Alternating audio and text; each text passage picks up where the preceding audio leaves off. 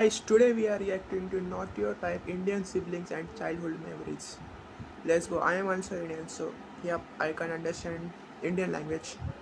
Myself, Pranav Shankar Sarvade. Let's react.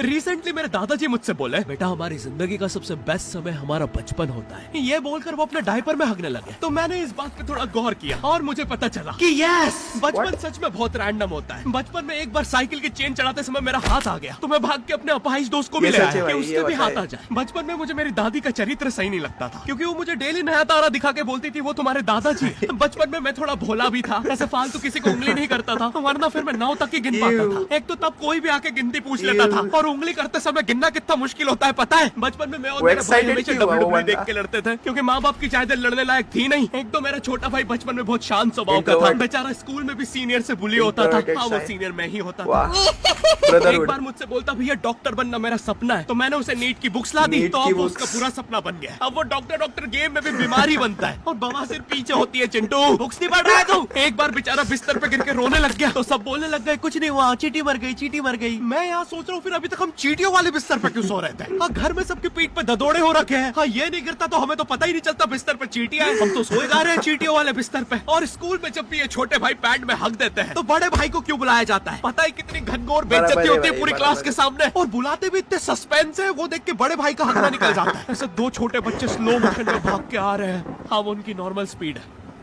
मैं देखता हूँ मेरे भाई को क्राइम सीन से 2 प्यून पकड़ के ले जा रहे हैं। उसे ब्राउन रंगे हाथों पकड़ लिया गया। मेरे भाई ने मुझसे जाते जाते कहा, मुझे फंसाया गया। मुझे पता था इस लेंडे के पीछे की कहानी इतनी सिंपल नहीं हो सकती। कड़ी तहकीकात के बाद मुझे पता चला इस लेंडे के पीछे बड़े बड़े पॉलिटिशियंस, गैंग लीडर्स और माफिया इन्वॉल्व है। मेरा भाई सही कह रहा था, ये उसका लेंडा नहीं है। हैंड्स अप पीटी टीचर, तो वो लेंडा तुम्हारा था। तो तुम्हें पता चल ही गया, तुम मुझे कभी नहीं पकड़ सकते। रुको, भाग गया। जाने दो उसे बेटा, हमने पीटी टीचर के बड़े भाई को बुला लिया है वो लेंडा उठाने।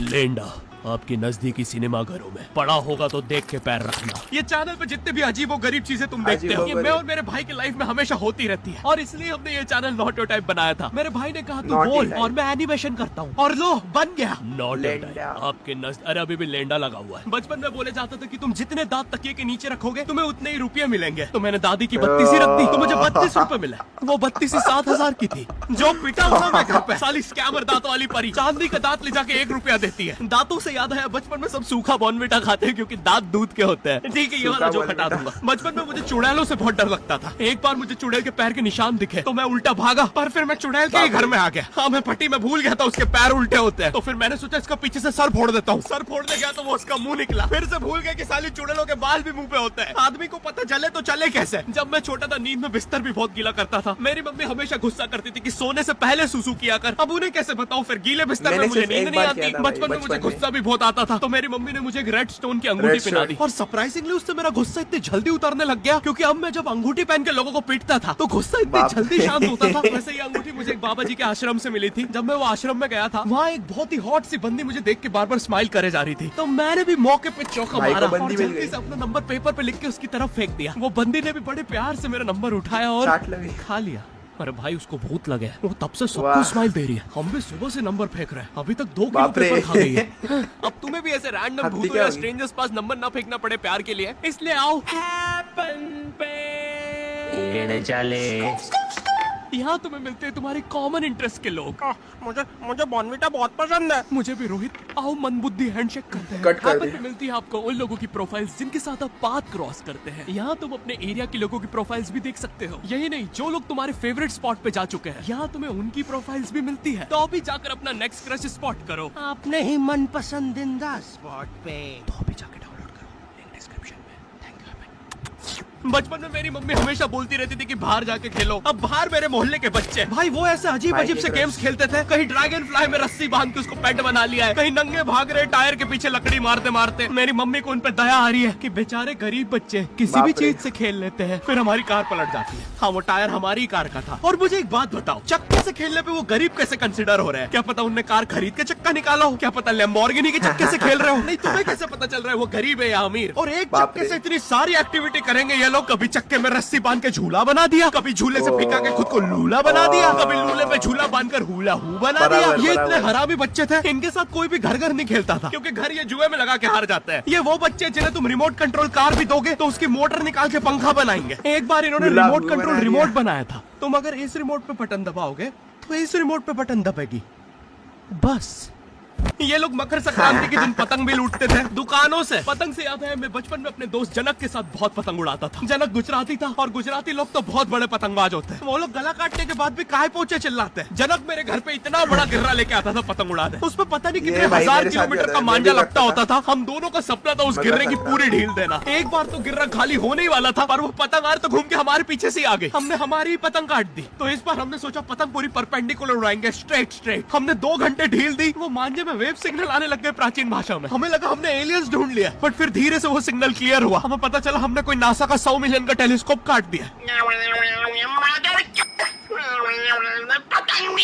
मिलियन टेलीस्कोप काट दिया। नासा का टेलीस्कोप जैसे ही नीचे गिरा, बच्चों से पहले विसरो ने लूट लिया। बहुत वियर्ड था, इतने सारे बुड्ढे छत कूद के भाग रहे थे। एक तो जनक के मांझे में इतनी सारी गठाने होती थी, वो मांझा इतना भारी हो जाता था, हम चौथे माले से पतंग उड़ा रहे, वो दूसरे माले पे उड़ रही है। बचपन में बोला जाता है किसी भी स्ट्रेंजर से बात नहीं करते, तो फिर मैं इशारे करता था। तो फिर दादी मेरे चरित्र पे सवाल उठाती थी। दादी से याद है, पुराने जमाने में एंटरटेनमेंट के लिए कुछ होता नहीं था, तो लोग 7-7, 8-8 बच्चे पैदा कर लेते थे ताकि उन्हें जायदाद पे लड़ता देख मजे ले सके। मेरे पापा के 5 भाई और 4 बहनें, टोटल 9 बच्चे। मेरी दादी ने जिंदगी के 9 साल बस बच्चे दिए। दादी ने 9 साल तक पेट में इतनी लातें खाई है, उनके अंदर से एब्स आ गए थे। मेरी दादी लिटरली अंदर से टूट चुकी थी। उनका इतनी बार ऑपरेशन हो रखा है, उनको डॉक्टर ने टांकों की जगह चेन लगा दी थी। भाई आज के जमाने में तो इतने बच्चे कोई पैदा नहीं करता, उल्टा अबॉर्शन करवा लेते हैं। और यस, मैं अबॉर्शन बोलूंगा क्योंकि मुझे जेल नहीं जाना। एक तो इंडिया में भी अबॉर्शन करवाना लीगल है, लेकिन बच्चे का जेंडर जानना इलीगल है। मतलब तुम मार तो सकते हो, लेकिन किसे मार रहे हो ये पता नहीं कर सकते। तो देखो अब रिस्क कितना बढ़ गया है। क्या पता अंदर शेर बैठा हो या कोई बड़ा गैंगस्टर, क्योंकि तुम्हें तो पता नहीं है तुम किसकी सुपारी दे रहे हो। क्या पता वो अंदर बंदे लेके बैठा हो। बचपन में सबके मम्मी पापा डराते हैं, मस्ती मत करो वरना बोर्डिंग स्कूल भेज देंगे। और मुझे बोर्डिंग स्कूल से इसलिए डर नहीं लगता था कि मैं वहां जाके अपनी फैमिली से दूर हो जाऊंगा। मुझे बोर्डिंग स्कूल से इसलिए डर लगता था क्योंकि वहाँ पे वो बड़े दांतों वाला ईशान अवस्थी होता है। मैंने पहली बार जब तारे जमीन का ट्रेलर देखा था, तो उसमें वो पागल बच्चे ने आतंक मचा रखा था। फिर मैंने मूवी का नाम पढ़ा, तारे जमीन पे। मुझे लगा बिछाए होंगे इस पागल को पकड़ने के लिए, शॉक वॉक देना होगा तारों से। इसके तो दांत भी इतने बड़े हैं, सारी तारे काट देता होगा। मुझे ट्रेलर देख के लगा कोई एक्शन मूवी है, आमिर खान जोकर बना हुआ है। मुझे लगा यही तारों का जाल बना के पकड़ेगा पागल को। हाँ, ट्रेलर देख के तुम्हें क्या ही समझ में आएगा। एक शॉट में आमिर खान बोल रहा है आपके बच्चे को डिसलेक्सिया है, फिर अगले ही शॉट में जोकर बन के बड़ा मछलियाँ उड़ती क्यों नहीं। फिर मुझे लगा ये शायद अपने माँ बाप को बोल रहा था। और दया तो मुझे उस लंगड़े बच्चे पे आती है जिसके बगल में ईशान अवस्थी को बिठा दिया था। वो बेचारा उठ के भाग भी नहीं सकता। और मैंने तो सुना था बोर्डिंग स्कूल में बस नॉटी बच्चे जाते हैं, तो फिर इस बेचारे गाय से बच्चे को क्यों यहाँ भेज के रखा है। कोई ऐसा तो नहीं इसके पहले पैर थे और ये बहुत मस्ती करता था, तो माँ बाप ने पैर तोड़ के इधर भेज दिया। बस भाई मेरा हो गया है आज का। अगर तुम्हें वीडियो पसंद आई तो यार लाइक मारो। 7 लाख लाइक्स के लिए। पिछले वीडियो में नहीं आए थे इसलिए अब मैं औकात में आ गया हूँ, इसलिए अभी लाइक मारो। चैनल पे नए तो सब्सक्राइब करो। मुझे मुंह दिखाई के लिए 10 मिलियन सब्सक्राइबर्स चाहिए। और हैपन को भी डाउनलोड करना मत भूलना, लिंक डिस्क्रिप्शन में। अब मैं भी जा रहा हूँ, बाय। वेल, तो अभी वीडियो खत्म हो गई है। तो हाँ, बहुत रिलेटेबल थी वीडियो एक्चुअली। एंड हमने भी वो पतंग वाले सीन किए थे बहुत सारे बचपन में, और बहुत सारे सीन किए थे। So guys, tell me which video should I react to next. See you.